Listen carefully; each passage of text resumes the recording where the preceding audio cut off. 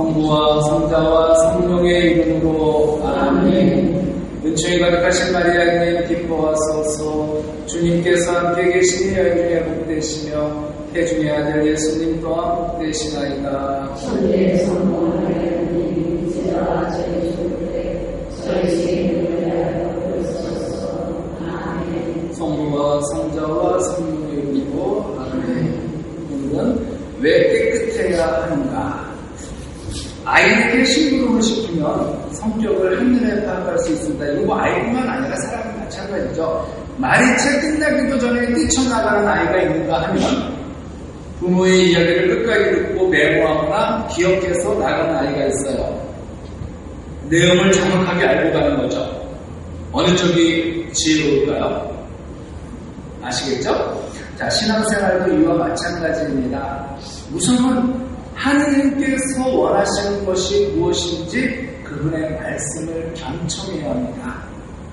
하다못해 회사에서도 사장의 뜻을 알아야 승진에 도움이 되지 않겠습니까?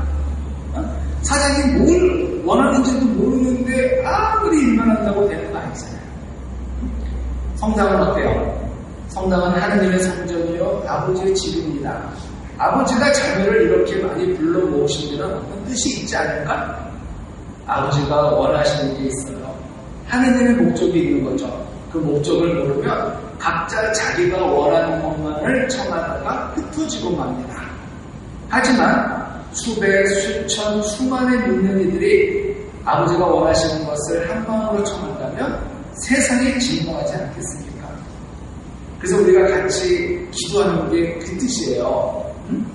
여러분들이 이제 가장 같이 할 게 뭐야? 뭐 성전 걸린 거 100만당 바치기. 100만당 바치기 막 하고 그러잖아요. 그러면 이제 갖고 와서 제가 이제 오단에 콩 하나씩 넣는 거 기억나세요?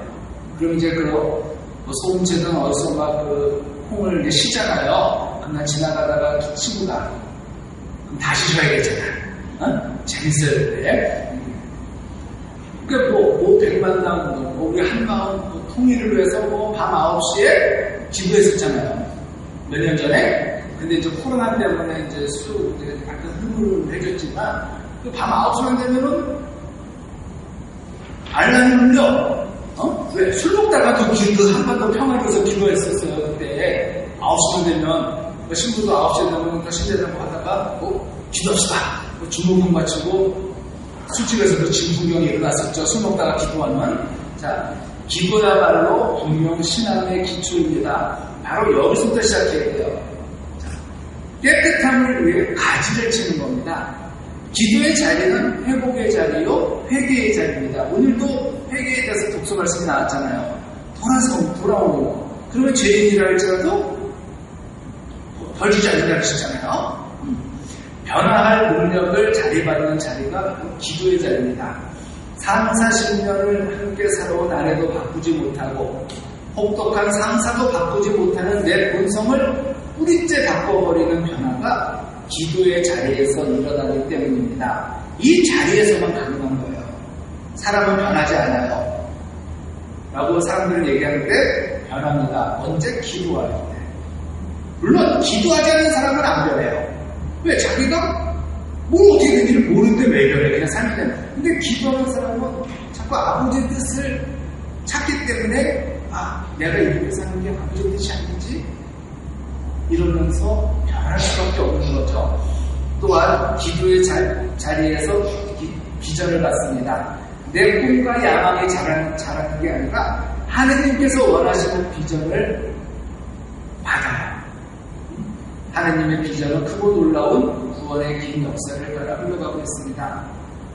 그러나 기도의 자리에서 자신이 간절히 원하는 응답만을 청한다면 주님의 음성이 굴절되고 왜곡되어 들리게 마련입니다. 대표적인 게 내 자녀, 내 새끼만을 위해서 기도하는 엄마가요.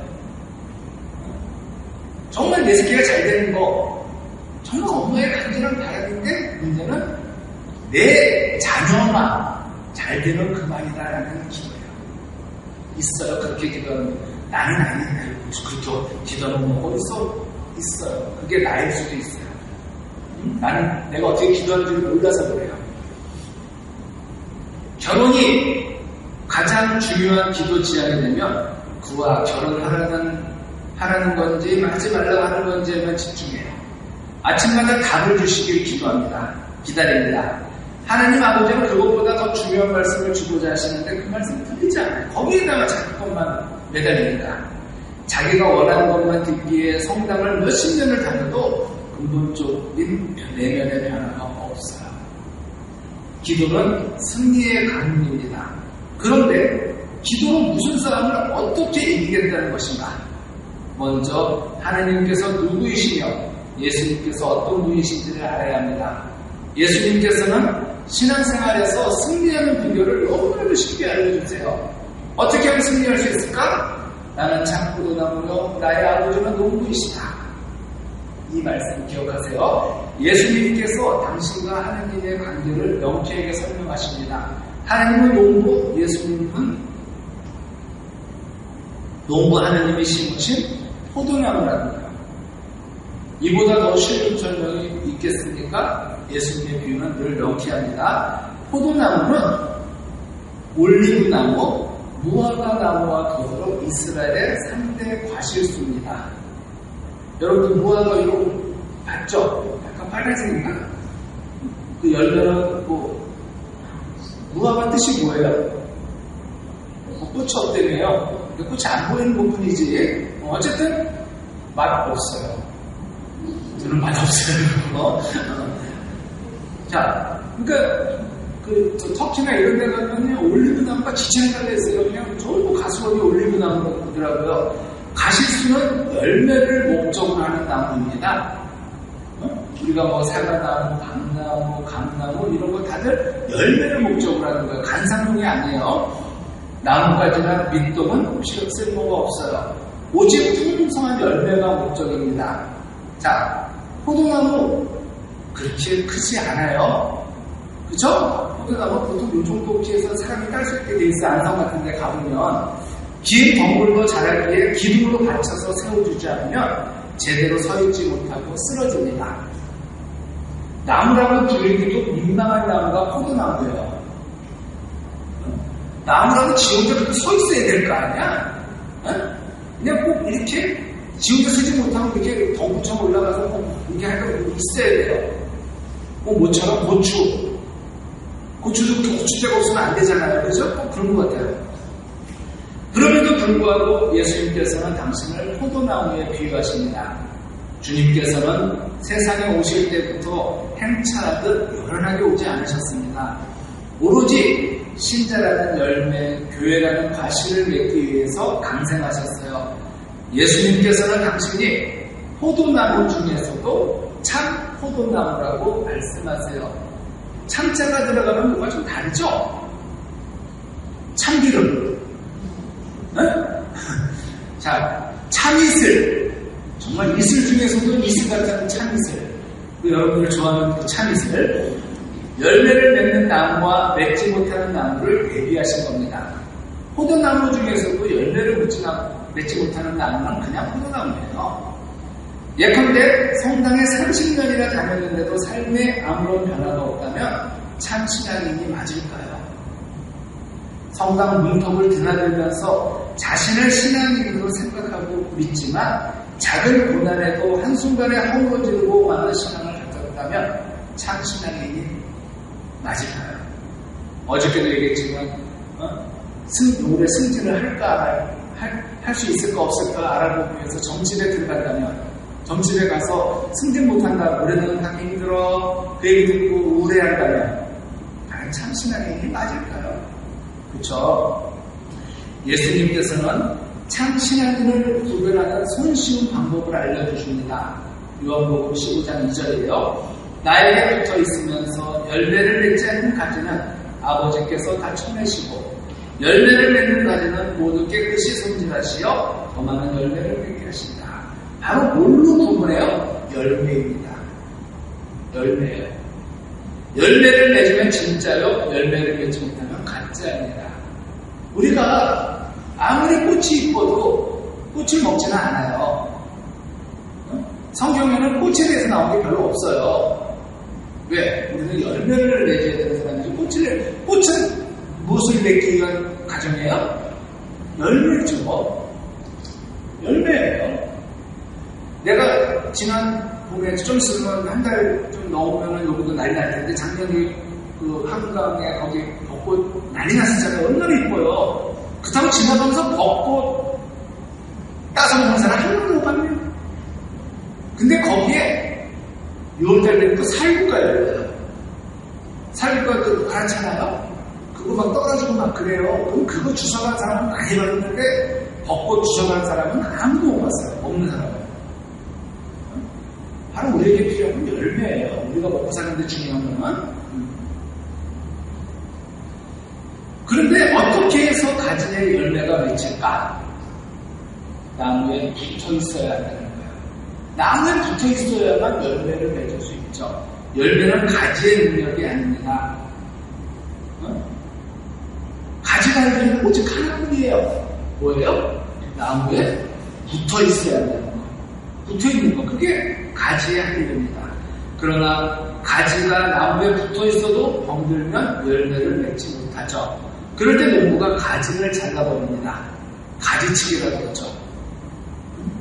병든 가지를 잘라야 다른 가지에 영향을 주지 않기 때문입니다. 이 병든 가지를 그때 놔두면 이 나무까지 병들 수가 있잖아요. 가지 노릇도 못하면서 붙어 있으면 다른 가지에 피해를 줍니다.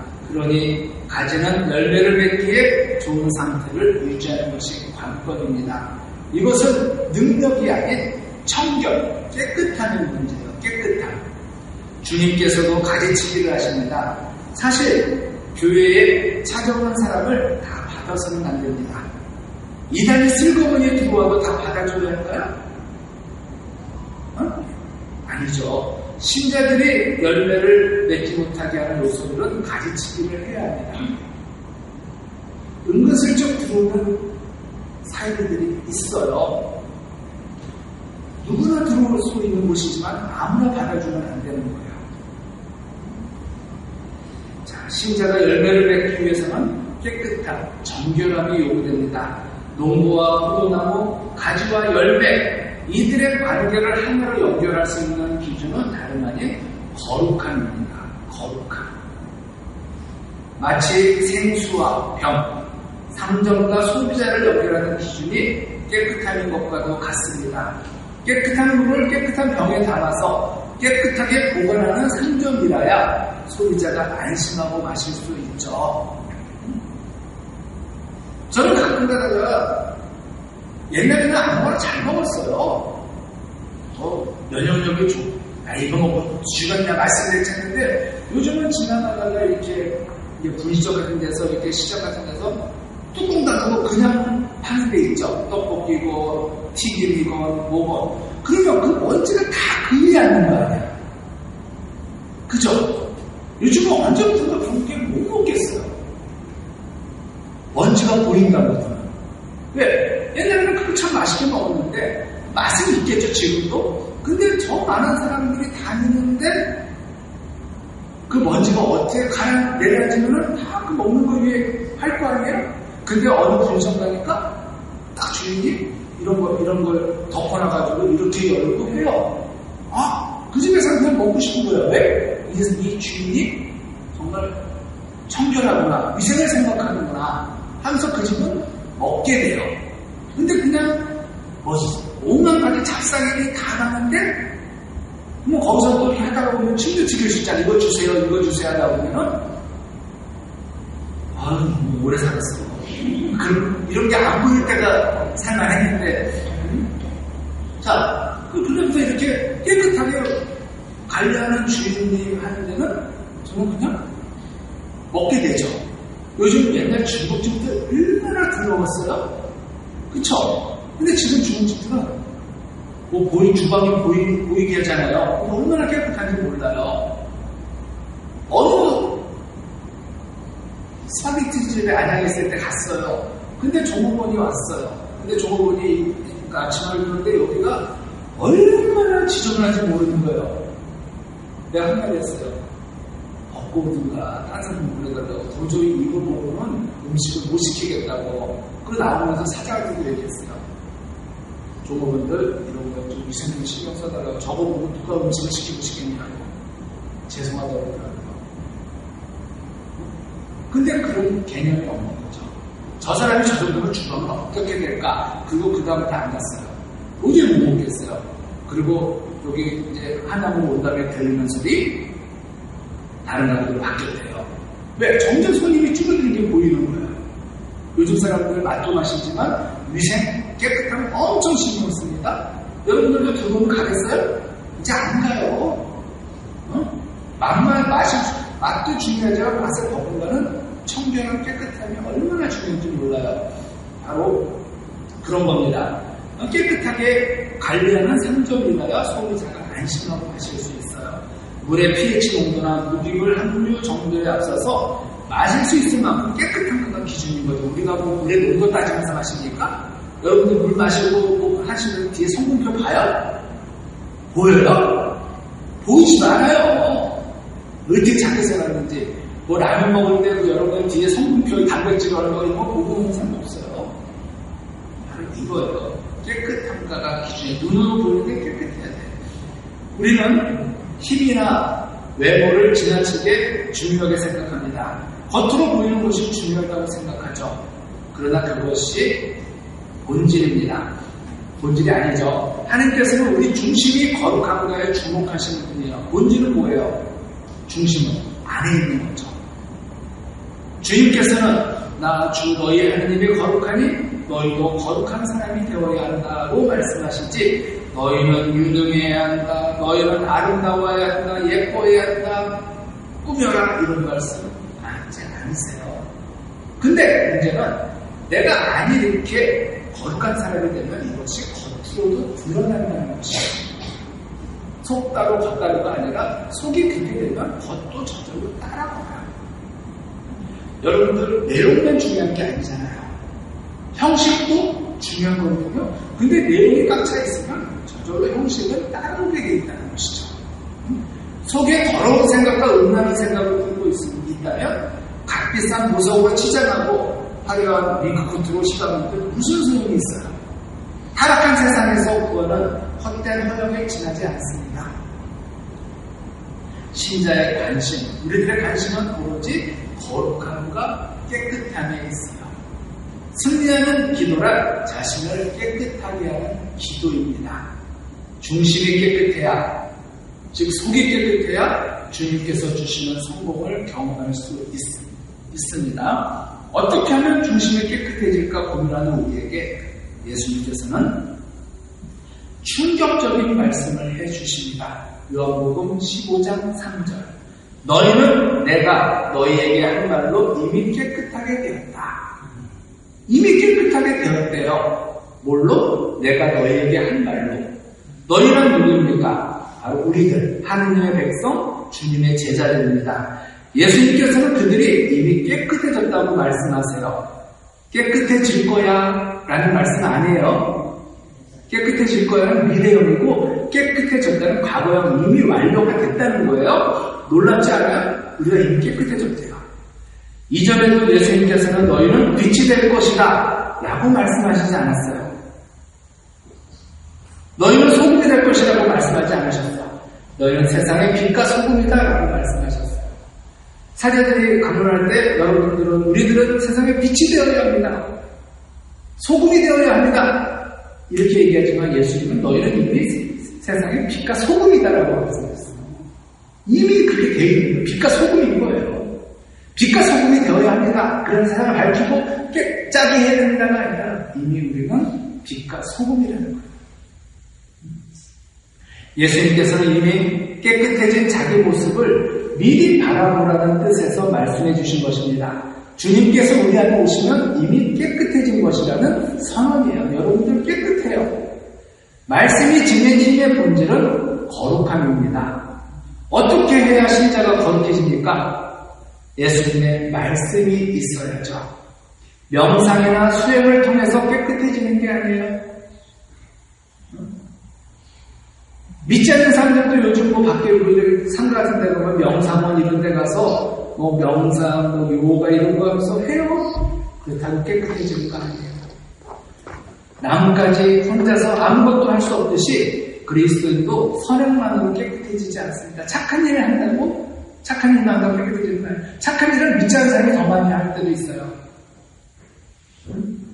여러분들 어디 동사무소에 몰래 기부 해보셨어요? 근데 해마다 몇십 년째, 20몇 년째 동사무소에 쌀나무하고 항상 종교에 있는지 모르겠지만 믿지 않는 사람일 수도 있어요.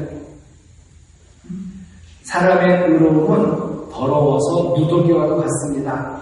인간의 내면은 거미줄과 곰팡이로 가득합니다. 곰팡이가 피고 거미줄이 쳐진 방에 빛이 비치지 않으면 창문을 열고 아무리 걷어내고 닦아내도 얼마 지나지 않아 다시 곰팡이가 피고 거미줄이 켜질 겁니다. 내면의 어둠에 빛이 임하지 않으면 앞으로 나아갈 수 없어요. 인간의 내면은 자기 성찰로는 깨끗해지지 않습니다. 성찰은 내면의 실상을 드러내줄 뿐이죠. 성찰이 깊을수록 죄의 추악한 실상을 더 깨달아갑니다. 안타깝게도 실존의 자각은 내면의 어둠을 주시하는 데서 그치고 말아요. 그러면 도대체 어떻게 해야 우리 중심이 깨끗해질 수 있다는 말인가? 예수님께서 유일한 방법도 가르쳐 주셔요. 요한복음 15장 4절입니다. 거기 뭐라고 되어 있어요? 내 안에 머물러라. 내 안에 머물러라. 즉 말씀 안에 머무른다는 거예요. 주님께서 일러주신 말씀 안에 머물러야 합니다. 영은 생명을 준다. 그러나 육은 아무 쓸모가 없다. 내가 너희에게 한 말은 영이며 생명이다. 실존적 존재로서 인간은 어두운 절망에 익숙합니다. 그러나 예수님의 말씀 안에 머무르면 밝은 빛에 노출돼요. 그리고 그 빛 가운데 깨끗해짐을 경험합니다. 어떻게 그럴 수 있을까? 예수님이 빛이요 생명이기 때문이죠. 예수님의 말씀이 내 안에 머무르면 내 안에서 변화를 경험하게 됩니다. 정말 우리는 주길론이라고 하는 사람들이 이제 교도소에 있어요. 사형수들. 김수환 주교님이 옛날에 사형수들을 많이 만났는데 사형수들만큼 깨끗해진 사람이 없다는 거예요. 근데 이 사람들이 밖에 있을 때는 흉악범들이잖아요. 판사가 사형 선고를 내리기까지는 이 사람이 얼마나 큰 죄를 졌기 때문에 사형 선고를 내리겠어요. 사기범들한테 사형 선고 내리지는 않아요. 사기범들한테 주로 살인범, 강간, 살인, 이런 끔찍한. 근데 문제는 김수환 주교님이 가서 만나니까 너무나 이 사람들이 깨끗해졌어요. 근데 이 사람들이 왜 깨끗해졌냐? 그 안에서 할 게 있어요, 없어요? 없어요. 그러다 보니까 뭘 봐요? 그 안에서 볼 수 있는 책은 아주 제한적이거든요. 텔레비전, TV도 아주 제한적이에요. 공익방송이나 이런 그런 거 나오고 다. 그러니까 성경 말씀을 읽기 시작하면서 이 사람들이 안에 예수님을 맞아들여 영접하면서 이 사람들이 변하는 거예요. 그러면서 나 같은 죄인도 용서받을 수 있나요? 하면서 내가 용서받을 수 있다는 것을 느끼면서 이 사람들은 깨끗해졌다는 거예요. 사형수가 다 깨끗해진 게 아니라 사형수지만 예수님의 말씀 안에 머무르게 된 사람들이 깨끗해진다는 거예요. 주로 그런 사람들에게 사형을 집행한다는 거예요. 사람의 말도 마찬가지입니다. 진심 어린 충고나 분노에 찬 욕설을 들으면 종일 그 말들이 뇌리에서 떠나지 않아요. 처음에는 귓전에 머물렀다가 그 다음에는 머릿속을 맴돌다가 마지막에는 가슴속에 머물게 돼요. 사람의 말이 그 안에 응용된 것이죠. 여러분들도 누구한테 기분 나쁜 소리 들으면 계속 부글부글 끓잖아요. 그런 거죠. 사랑의 말은 사랑을 잉태하지만 분노의 말은 분노를, 저주의 말은 저주를 잉태합니다. 우리는 이런 말을 들으면 그 말이 내 가슴에 못을 박았다고 표현합니다. 실제로 그렇죠. 그렇잖아요. 비수가 꽂혔어. 네가 내 가슴에 비수를 꽂았어. 이런 말 하잖아요. 농담이라고. 이처럼 말에는요 대단한 힘이 있습니다. 세상에는 칼에 맞아 죽는 사람보다 말에 상처받아 죽는 사람이 더 많을걸요? 오늘도 나는 말로 누구를 죽일 수도 있고 또 말로 누가 나를 또 죽일 수도 있어요. 총에 맞으면 한순간에 죽지만 말에 상처를 받으면 죽을 때까지 고통에서 벗어나지 못하는 경우가 있죠. 사람에게 말은 존재 증명이 되기도 합니다. 헬렌 켈러는 들을 줄도 말할 줄도 모르는 아이였어요. 거칠 귀가 이루 말할 수 없을 정도였습니다. 그러다가 설리반 선생님을 만나요. 선생님이 헬렌에게 말을 가르치기 위해 우물에서 시원한 물을 붓다가 헬렌의 손에 부어줬습니다. 계속 물을 붓다가 손바닥에 물이라는 글자를 써줬대요. 물론 그 나라 말로 썼겠죠. 근데 헬렌 켈러가 해보록에서 그 순간을 이렇게 기억합니다. 새로 태어난 느낌이었다. 내 손에 상쾌하고 시원한 느낌을 주는 것이 물이라는 사실을 알게 된 것이야말로 내 인생의 새로운 순간이었다. 자, 사람은 하고 싶은 말을 못하면 병이 생깁니다. 험한 말을 들으면 가슴앓이를 합니다. 그러나 하나님께서는 말씀으로 그 상처를 치유해 주세요. 또한 말씀으로 생명을 잉태하게 하십니다. 왜 하나님의 말씀을 들으면 사람이 달라질까요? 말씀이 곧 힘이요 생명이기 때문이에요. 그런데 왜 같은 말씀을 들어도 어떤 사람은 변화하고 또 어떤 사람은 변화되지 않고 그대로일까? 말씀이 그분 안에 머무는가에 따라 달라지기 때문이에요. 잉태된 생명이 유산되기도 하지 않아요? 그분의 안에 말씀이 머물지 않으면 그리스도의 생명도 머무르지 않게 됩니다. 자, 예수님께서는 생명 안에 머물러라 하고 말씀하시죠.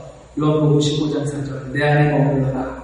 나도 너희 안에 머물겠다. 가지가 포도나무에 붙어있지 않으면 스스로 열매를 맺을 수 없는 것처럼 너희도 내 안에 머무르지 않으면 열매를 맺지 못한다.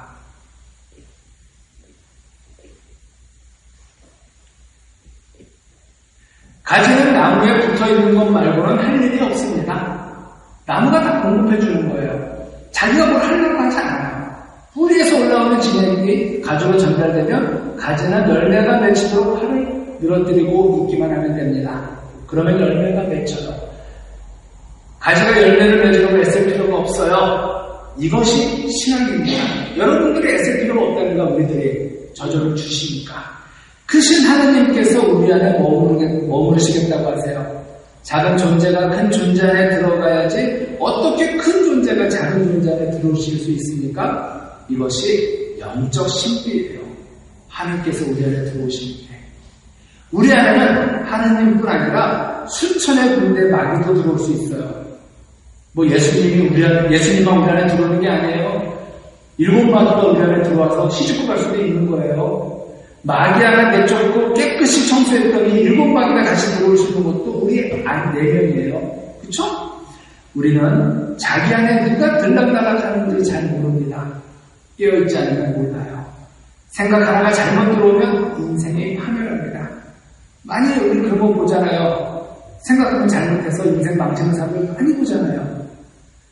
유혹 하나 잘못 받아들이면 인생이 파탄납니다. 어떤 힘이 들락날락하면서 우리를 어떤 선택, 어떤 결단, 어떤 의지로 이끌어가는지 그 힘의 정체를 모른 채로 살아갑니다. 아마도 알면 소름 끼쳐서 못 살 거예요. 그러니 주님 안에 완전히 머무르라는 말씀입니다. 오늘날 가정이 왜 병들었을까?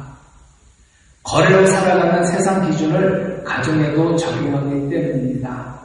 거래, 즉 장사라는 거죠. 오늘날 교회가 왜 병들었어요? 주고받아야 유지되는 세상 기준이 우리 교회에 들어왔기 때문입니다. 당신이 이만큼 해주면 나도 이만큼 하겠소. 이것은 사랑이 아니라 장사, 상행이죠. 근데 이런 거를 지금 부부가 한다는 거예요. 부부가. 내가 이만큼 할 테니 너도 이만큼 해라. 부부가 지금 거래를 하고 있어요.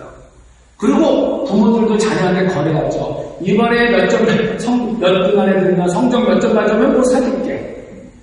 해야 안 해요? 이거 뭐예요? 거래잖아요. 그러고 나서 이제 애가 못할 점수를 얘기하죠. 이번에 1등 하면 그럼 애가 그러죠. 사주기 싫으면 싫다고 하세요. 그게 마련된 소리니까 이렇게 얘기해요. 자, 매일 계산만 한다면 그게 무슨 가정입니까? 가정이 일터입니까? 가게예요?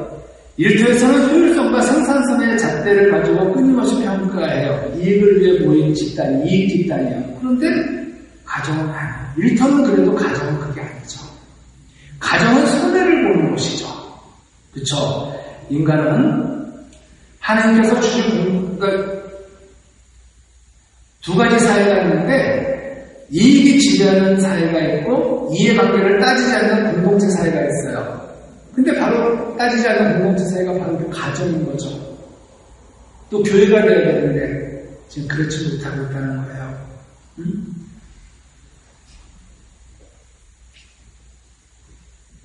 주고받기를 기대하지 않고 주고 또 주는 곳이 우리 가정이고 교회가 되어야 되는데 누군가는 주고 또 주어도 또 누군가는 계속 받기만 해도 존속이 가능한 공동체 바로 그겁니다.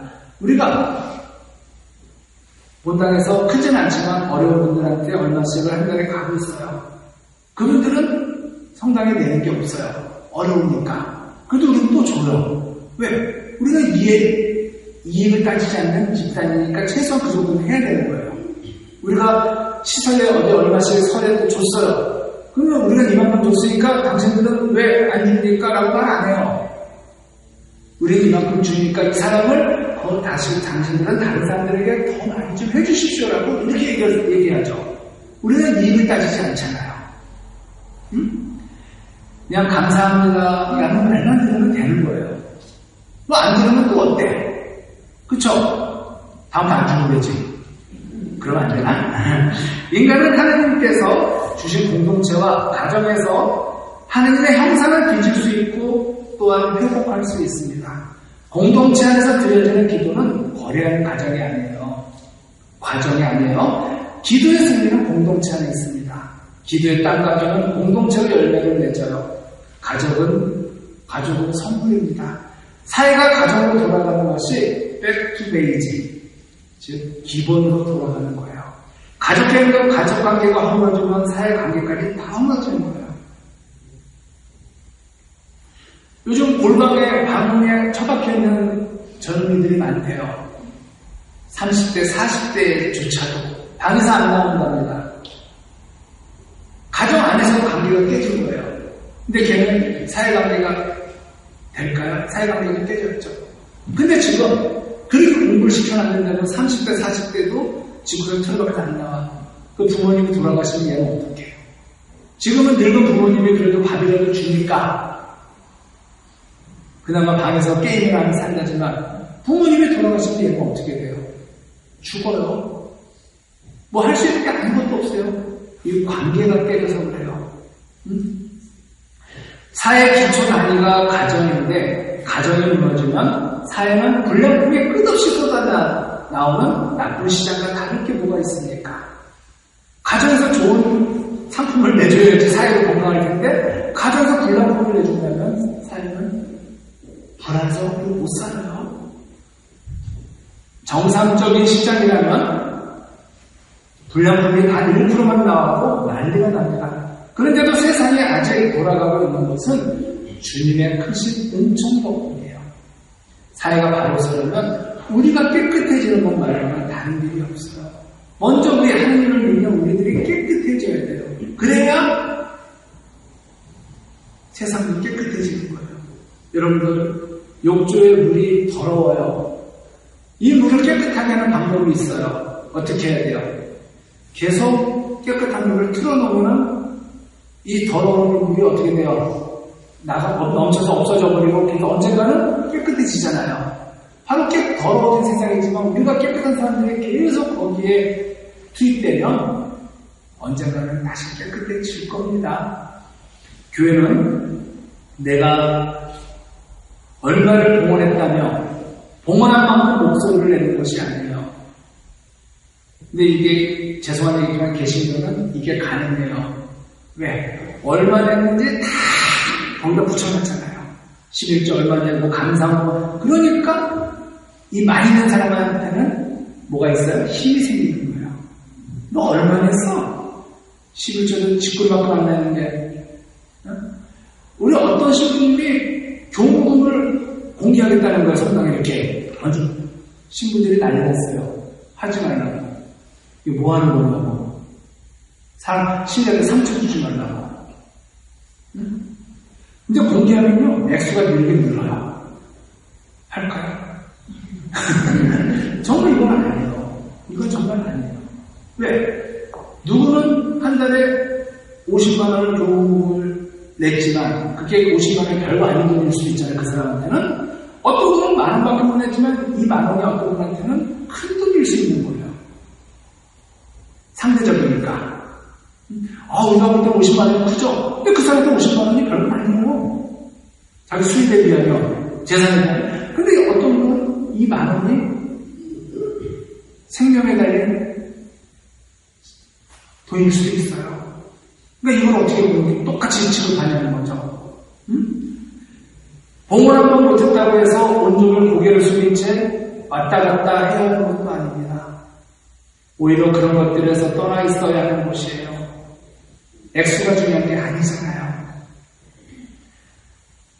사목이 효율적인 일일까? 사목이 생산적인 일일까? 아닙니다. 사목은 가장 비효율적이고 가장 비생산적인 일입니다. 사목은 양을 치는 일이에요. 상행위가 아니에요. 내가 이만큼 했으니까 여러분들은 왜 이만큼 안 하십니까? 얘기하지 않아요. 비즈니스 아니거든요, 저는. 사목은 비즈니스가 아니에요. 비즈니스는 뭐예요? 이익을 내야 되는 거잖아요. 그런데 실제로 그런 일이 일어나고 있는지 않는지 모를 일입니다. 예수님께서는 유대인들 사이에서 병들고 죽어가는 영혼들을 살리기 위해 친히 교회가 되셨어요. 새로운 생명을 잉태하기 위해 교회의 기초를 세우시고 교회의 머리가 되셨어요. 골고다 언덕의 십자가에서 당신 피를 쏟으셨습니다.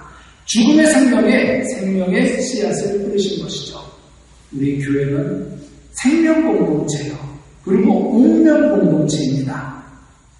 사상과 이념과 제도는 그들이 기초 내건 것과는 달리 생명과 아무런 관련이 없어요.